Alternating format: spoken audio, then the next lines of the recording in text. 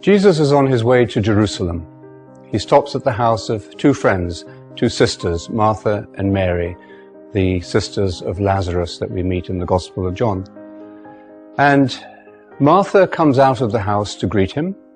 Mary, her sister, sits at his feet and stays there listening to his words.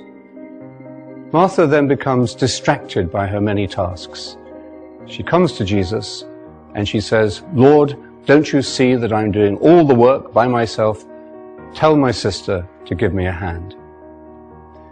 And Jesus responds, "Martha, Martha, you are fussing and fretting about so many things, but only one thing is necessary. Mary has chosen the better part, and it will not be taken away from her." This story has been used down the centuries to describe the difference between contemplation and action. Martha is seen as the active person, and Mary the contemplative. And clearly they are two different personality types. We see that from the beginning of the story, where Martha comes out of the house. She's the proactive one. She's the organizer. She's the person who likes to make sure that everyone is registered and has paid their money. Mary sits at the Lord's feet and just listens. She's more introverted. She doesn't need to be in the limelight, but she's listening to his words. The criticism of Martha in the gospel story is simply that she becomes distracted by her many tasks. She's a multitasker. She can do many things at once. But maybe things have broken down for her in the kitchen. The microwave doesn't work, or the food that she wanted isn't there. And she becomes distracted, and she becomes anxious and angry. She comes back into the room where Jesus is, and she attacks Jesus. She's a kind of domestic terrorist. She now tells him what to do. I think this is the only story in the gospel where one of the disciples tells Jesus what to do. "Tell my sister to give me a hand." And she's exhibiting all the classic symptoms of stress. She's isolated, she feels lonely, she feels overwhelmed, she can't cope, and she's angry, and she's displacing her anger onto innocent bystanders. And we should remember she's suffering. Stress is a very characteristic part of life today, and it causes great stress. We know that it causes physical diseases. It means we have to take time off work. It may interrupt our career. It may disrupt our family life. Stress is a disease of the modern world. And if we were to give Martha one more job to do in heaven, it would be, I think, to become the patron saint of stress, because she's exhibiting a classic example of it.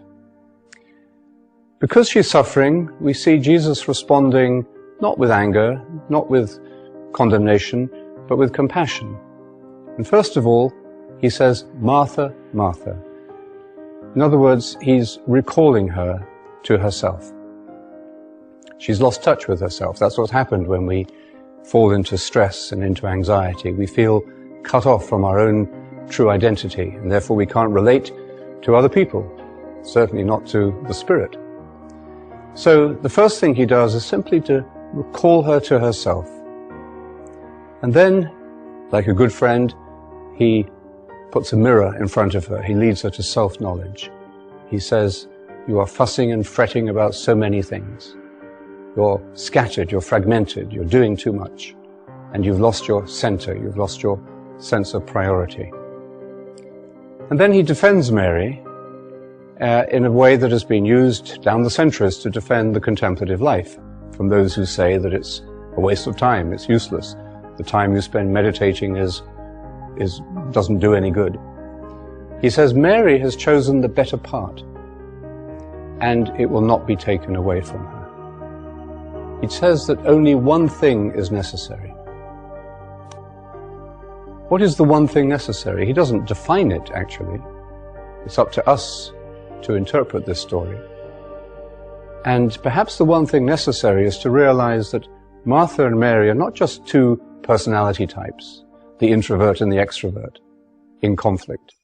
but that they are the two aspects of the human soul.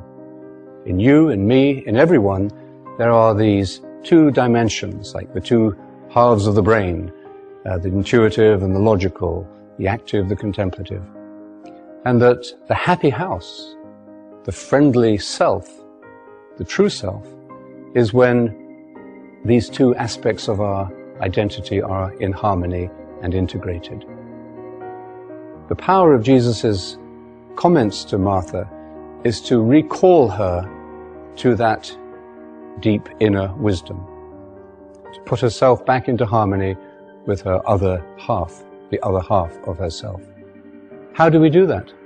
How do we put ourselves back into a harmony where the active and the contemplative sides of our lives are operating, running together, so that we do our work not like Martha in a stressful, angry and disrupted way, but we do it joyfully, we do it peacefully, we do it productively. Surely it's by realizing that Mary is also working.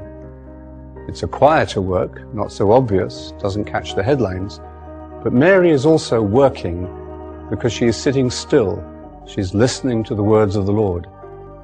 And her work is actually the basis of the good work that Martha should be doing. The one thing necessary to put these two sides together, but also to realize, as Jesus says, that Mary has chosen the better part. This isn't a put down to Martha. It's reminding her that being comes before doing. And that if we lose touch with the essential harmony, the essential peace and goodness of our own being, then our work, our activity, our daily lives will begin to fall apart.